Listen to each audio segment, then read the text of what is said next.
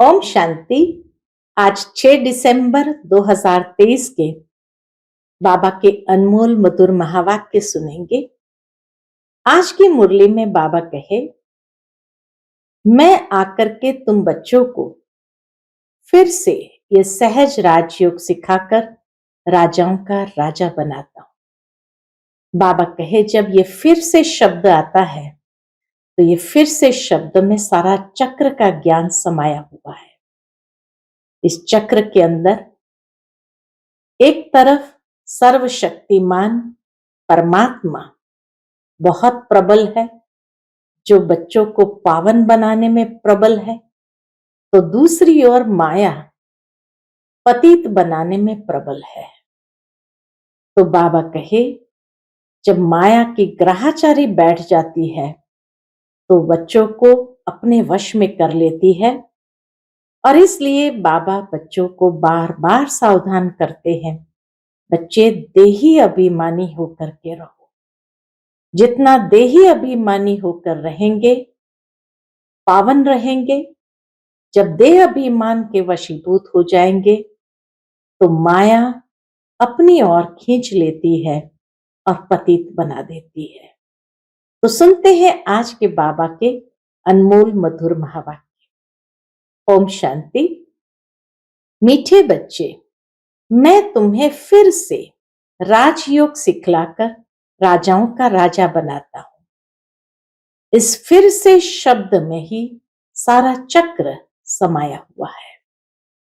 आज की मुरली से प्रश्न है, बाप भी प्रबल है तो माया भी, दोनों की प्रबलता क्या है? उत्तर है, बाप तुम्हें पतित से पावन बनाते, पावन बनाने में बाप प्रबल है। इसलिए बाप को पतित पावन सर्वशक्तिमान कहा जाता है। माया फिर पतित बनाने में प्रबल है। सच्ची कमाई में ग्रहाचारी ऐसी बैठती है जो फायदे के बदले घाटा हो जाता है। विकारों के पीछे माया तवाई बना देती है। इसीलिए बाबा कहते, बच्चे देही अभिमानी बनने का पुरुषार्थ करो। आज की मुरली से पहले गीत बजा है, हमें उन राहों पर चलना है जहां गिरना और संभलना है। ओम शांति। तुम बच्चों को किन राहों पर चलना है? जरूर राह बताने वाला होगा।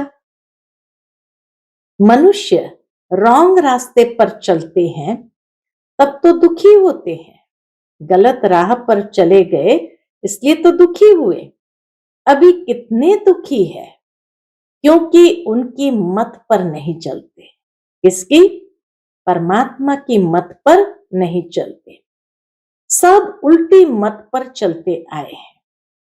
जब से उल्टी मत देने वाला रावण का राज्य शुरू हुआ है, तब से लेकर के सब उल्टी मत पर ही चलते रहे। बाप समझाते हैं, तुम इस समय रावण की मत पर हो, तब हर एक का ऐसा बुरा हाल हुआ है। सब अपने को पतित कहते भी है। गांधी बापूजी भी कहते थे, पतित पावन आओ। गोया हम पतित है, परंतु कोई भी समझते नहीं कि हम पतित कैसे बने हैं। चाहते हैं भारत में राम राज्य हो, परंतु कौन बनाएगा? गीता में बाप ने सब बातें समझाई है, परंतु गीता के भगवान का ही नाम उल्टा लगा दिया है। बाप समझाते हैं, तुमने क्या कर दिया है? क्राइस्ट के बाइबल में पोप का नाम डाल दे। बहुत सुंदर बाबा एग्जाम्पल देते हैं कि क्राइस्ट के बाइबल में पोप का नाम डाल दे तो कितना नुकसान हो जाए, वैल्यू ही खत्म हो जाए। यह भी ड्रामा है। बाप बड़े से बड़ी भूल समझाते हैं कि एक ही भूल सबसे बड़े से बड़ी भूल है। ये आदि मध्य अंत का ज्ञान गीता में है। बाप समझाते हैं, मैं तुमको फिर से राजाओं का राजा बनाता हूं। तुमने 84 जन्म कैसे लिए ये तुम नहीं जानते हो, हम बताते हैं। ये कोई भी शास्त्र में नहीं है। शास्त्र तो अनेक है, भिन्न भिन्न मतें हैं। गीता माना गीता, जिसने गीता गाई है उसने ही राय दी है। कहते हैं, मैं तुमको राजयोग सिखाने फिर से आया हूं। बाबा उसी गीता के आधार पर कहते हैं, मैं तुमको राजयोग सिखाने फिर से आया हूं। तुम पर माया का परछाया पड़ गया है, अभी फिर से मैं आया हूं। गीता में भी कहते हैं, हे भगवान फिर से गीता सुनाने आओ, अर्थात फिर से गीता की नॉलेज दो। गीता में ही यह बात है कि आसुरी सृष्टि का विनाश और दैवी सृष्टि की स्थापना फिर से होती है।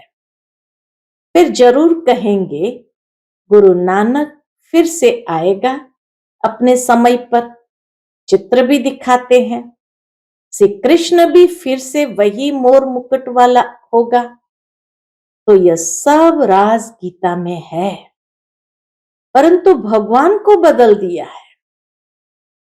हम ऐसे नहीं कहते कि गीता को नहीं मानते, परंतु उसमें जो यह उल्टा नाम मनुष्य ने डाल दिया है, उसको बाप आकर के सीधा करके समझाते हैं।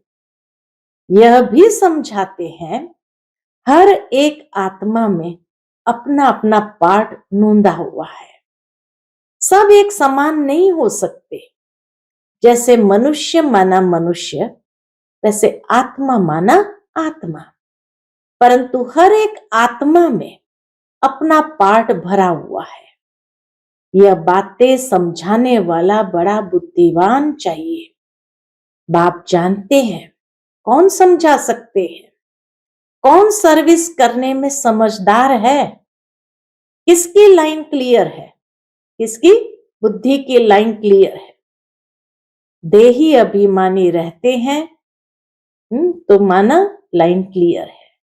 जो भी बाबा कहे, समझदार बच्चे हैं वो इतना तो समझते कौन समझा रहे हैं। उनकी लाइन क्लियर है, किसकी? जो देही अभिमानी रहते हैं।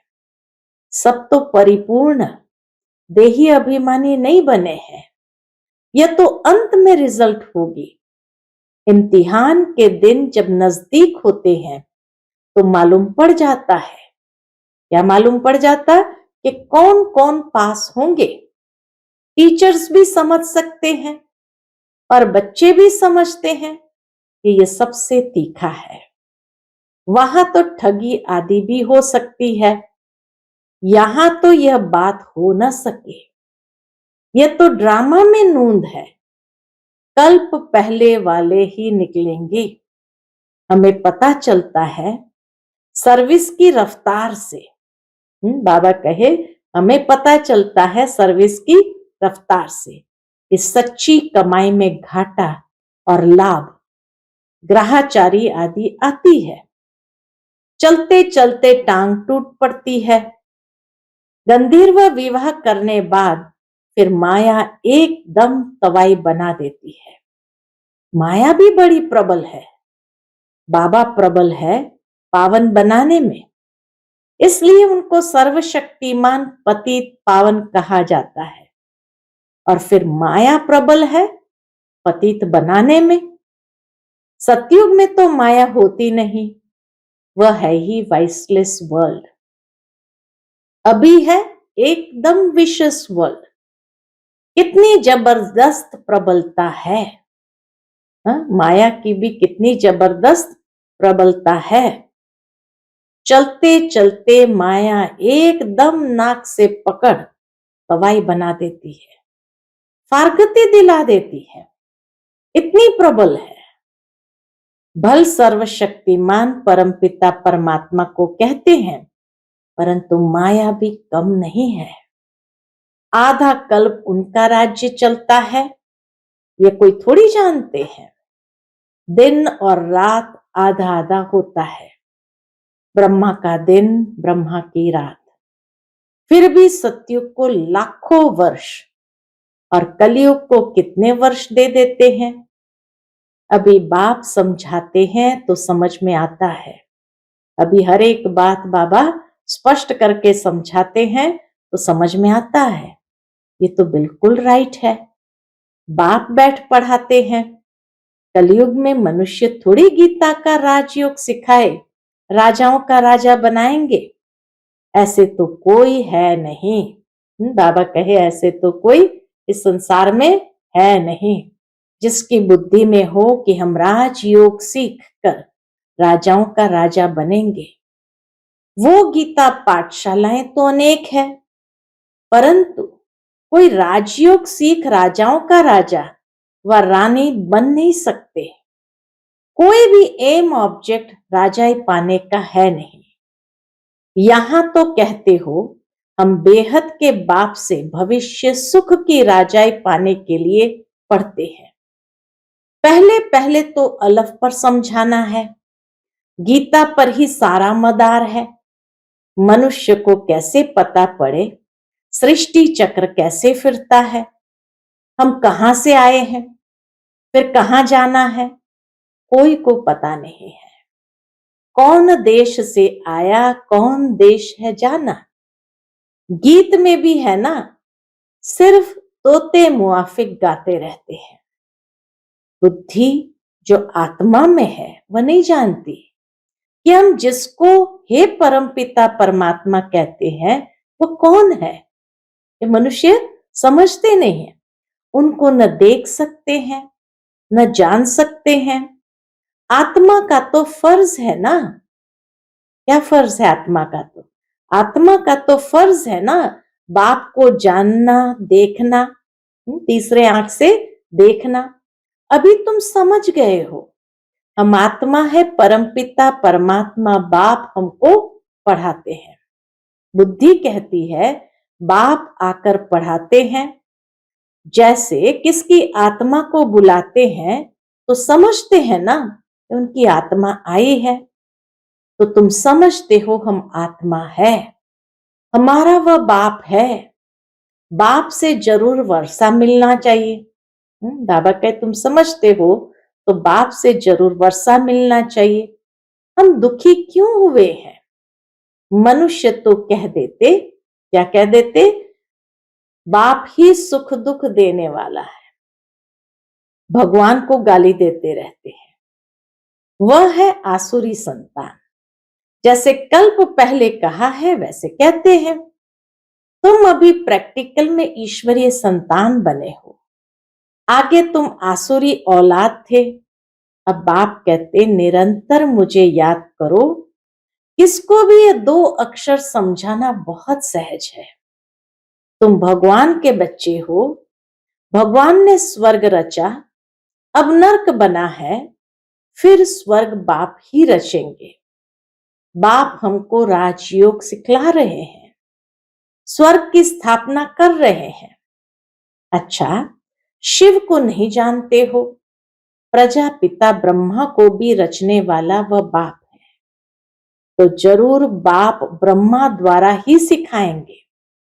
अभी शूद्र वर्ण है, हम ब्राह्मण से देवता क्षत्रिय बनेंगे, नहीं तो विराट रूप क्यों बनाया है? चित्र ठीक है परंतु समझ नहीं सकते। शूद्र को ब्राह्मण कौन बनाएंगे? जरूर प्रजापिता ब्रह्मा चाहिए। उनको कैसे अडॉप्ट किया? जैसे तुम कहते हो ये मेरी स्त्री है, उनको मेरी कैसे बनाया? अडॉप्ट किया। हथियाला बांधा तो अडॉप्ट किया। बाप कहते मुझे भी माता पिता कहते हो, मैं बाप तो हूं, मेरी कहां से लाऊं? तो इनमें प्रवेश कर इनका नाम ब्रह्मा रखता हूं। स्त्री एडॉप्ट की जाती है। जैसे लौकिक बाप स्त्री को एडॉप्ट कर मुख वंशावली रचते हैं, बाबा ने फिर इनमें प्रवेश कर इनको एडॉप्ट कर इनके मुख द्वारा मुख वंशावली बनाई है। कितना बाबा सरलता से समझाते हैं कैसे वो माता पिता बनते हैं और मनुष्य सृष्टि को रचते हैं। तुम कहते हो हम ब्राह्मण ब्राह्मणियां हैं, जरूर इनका ही नाम ब्रह्मा है। ब्रह्मा किसका बच्चा? शिव बाबा का। इनको किसने अडॉप्ट किया? बेहद के बाप ने। दृष्टांत बड़ा अच्छा है, परंतु जिसकी बुद्धि में बैठा होगा वह समझा सकेंगे। बुद्धि में नहीं होगा तो उनको समझाने आएगा भी नहीं। लौकिक और पारलौकिक बाप तो है ना, वह भी स्त्री को अडॉप्ट कर मेरी कहते हैं या फिर इसमें प्रवेश कर अडॉप्ट करते हैं। खुद कहते हैं, खुद शिव बाबा कहते, क्या कहते हैं? मुझ निराकार को इनका आधार लेना पड़ता है तो नाम भी बदली करता हूं। एक ही टाइम कितनों के नाम रखे, उस समय एक ही समय में कितनों के नाम वतन से आए। नाम की लिस्ट भी तुम्हारे पास होनी चाहिए। प्रदर्शनी में नाम की लिस्ट भी दिखानी चाहिए। बाबा ने कैसे एक ही समय नाम रखे। बाबा ने हमको अपना बनाया तो नाम बदलाया। इनको भृगु ऋषि कहते हैं, यानी ब्रह्मा बाबा को। जन्म पत्री तो भगवान के पास ही है। वंडरफुल नाम है। अभी सभी तो है नहीं। हाँ, इतनी बड़ी नामों की लिस्ट आई थी उस समय के जो सभी बच्चे हैं, अभी तो कोई भी है नहीं लगभग। सारे ही चले गए एडवांस पार्टी में। कोई तो आश्चर्यवत भागंती हो गए, आज है कल नहीं है। नंबर 1 दुश्मन है काम। ये काम विकार बहुत तंग करता है, उस पर जीत पानी है। गृहस्थ व्यवहार में इकट्ठे रहकर इन पर जीत पानी है। ये है प्रतिज्ञा। बाबा कहे ये है प्रतिज्ञा। अपनी वृत्ति देखनी है, कर्मेंद्रिय से विकर्म नहीं करना है। तूफान तो सबको आते हैं, इसमें डरना नहीं है। बाबा से बहुत बच्चे पूछते हैं ये धंधा करे व नहीं करे। कई बच्चे आते थे ना बाबा के पास, पूछते थे बाबा हम ये बिजनेस करें या नहीं करें। बाबा लिखते हैं मैं कोई तुम्हारे धंधे आदि को देखने आया हूं क्या? मैं तो टीचर हूं, पढ़ाने के लिए। धंधे की बात हमसे क्यों पूछते हो? मैं तो राजयोग सिखाता हूं। रुद्र यज्ञ भी गाया हुआ है, श्री कृष्ण यज्ञ नहीं। बाप कहते हैं लक्ष्मी नारायण में ये सृष्टि चक्र का ज्ञान ही नहीं। अगर ये मालूम हो कि 16 कला से फिर 14 कला बनना है तो उसी समय ही राजाए का नशा उड़ जाए। वहां तो है ही सदगति। सदगति दाता तो एक है, वही आकर युक्ति बताते हैं, दूसरा कोई बतला न सके। पहले पहले ये बात उठाओ कि किसने कहा है काम महाशत्रु है। यह भी गाते हैं विशस वर्ल्ड और वाइसलेस वर्ल्ड। भारत में ही रावण को जलाते हैं ना, सतयुग में थोड़ी जलाएंगे।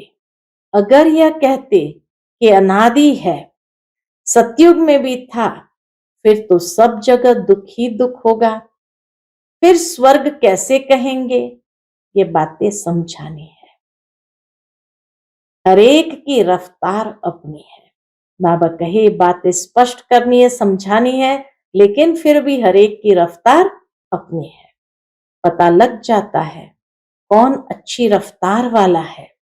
संपूर्ण तो कोई बने नहीं है, बाकी हाँ सतो रजो तमो तो होते ही है। बुद्धि हर एक की अलग अलग है। जो श्रीमत पर नहीं चलते हैं वह है तमो प्रधान बुद्धि। बाबा कहे जो श्रीमत पर नहीं चलते उसको कहेंगे तमो प्रधान बुद्धि। अपने को इंश्योर नहीं करेंगे तो भविष्य 21 जन्मों के लिए कैसे मिलेगा? मरना तो है ही, तो क्यों ना इंश्योर कर देना चाहिए। सब कुछ उनका है तो परवरिश भी वह करेंगे। बल कोई सब कुछ देते हैं परंतु सर्विस नहीं करते हैं। जो दिया वो खाते रहते हैं, तो बाकी जमा क्या होगा? कुछ भी नहीं। सर्विस का सबूत चाहिए। देखा जाता है कौन पंडे बन आते हैं। नए बीके भी आपस में सेंटर चलाते हैं, उनको भी आफरीन दी जाती है। यह नॉलेज तो बड़ी सहज है। वानप्रस्थ अवस्था वालों को जाकर समझाओ, वानप्रस्थ अवस्था कब होती है? बाप ही गाइड बन सबको ले जाएंगे। तुम जानते हो बाप ही कालों का काल है। हम तो खुशी से बाबा के साथ इकट्ठा जाना चाहते हैं। पहले पहले तो मुख्य बात ये उठाओ, कौन सी? गीता का भगवान कौन है? किसने रचना रची? किसने रचना रची? लक्ष्मी नारायण को राजयोग किसने सिखाया? उनकी भी राजधानी स्थापन हो रही है और कोई राजधानी स्थापन करने आते नहीं। बाप ही राजधानी स्थापन करने आते। इसीलिए गीता में कहा यदा यदा ही धर्मस्य, कि जब जब धर्म की अति ग्लानि होगी तब तब मैं आकर अधर्म का नाश और सत धर्म की स्थापना करूंगा। तो बाबा कहे सत धर्म माना बाप ही वह सत धर्म की राजधानी भी स्थापन करने आते हैं। सब पतितों को पावन बनाते हैं। यह है विशस वर्ल्ड, वह है वाइसलेस वर्ल्ड। दोनों में नंबरवार मर्तबे है। जो श्रीमत पर चलने वाले होंगे उनकी बुद्धि में ही यह बात बैठ सकती है। जो श्रीमत पर चलने वाले होंगे उनकी बुद्धि में ही यह बातें बैठ सकती है। अच्छा, मीठे मीठे सिकिलदे बच्चों प्रति माता पिता बाप दादा का याद प्यार और गुड मॉर्निंग। रूहानी बाप की रूहानी बच्चों को नमस्ते। हम सभी रूहानी बच्चों की रूहानी माता पिता बाप दादा को याद प्यार, गुड मॉर्निंग और नमस्ते। नमस्ते। शुक्रिया बाबा, शुक्रिया। आज की मुरली से धारणा के लिए मुख्य सार है। पहली पॉइंट, बुद्धि की लाइन सदा क्लियर रहे, इसके लिए देही अभिमानी रहना है। सच्ची कमाई में माया किसी प्रकार से घाटा न डाल दे, ये संभाल करनी है। दूसरी पॉइंट, कर्मेंद्रिय से कोई भी विकर्म नहीं करना है। इंश्योर करने के बाद सर्विस भी जरूर करनी है। ये नहीं कि सब कुछ दे दिया बाबा को, अभी हमें कोई सर्विस करने की जरूरत नहीं। नहीं, बाबा का सर्विस भी करनी है, नहीं तो जो दिया वही खा लिया। आज का बाप दादा का मधुर वरदान हम बच्चों के प्रति है, माया को दुश्मन के बजाय पाठ पढ़ाने वाली सहयोगी समझ, एक रस रहने वाले माया जीत भव। माया को दुश्मन के बजाय पाठ पढ़ाने वाली सहयोगी समझ, एक रस रहने वाले माया जीत भव। नेगेटिव को भी पॉजिटिव बना दो। हाँ, उसको दुश्मन न समझो, लेकिन पाठ पढ़ाने वाली समझो। माया आती है आपको पाठ पढ़ाने के लिए, इसलिए घबराओ नहीं, पाठ पढ़ लो। कभी सहनशीलता का पाठ, कभी शांत स्वरूप बनने का पाठ पक्का कराने के लिए ही आती है।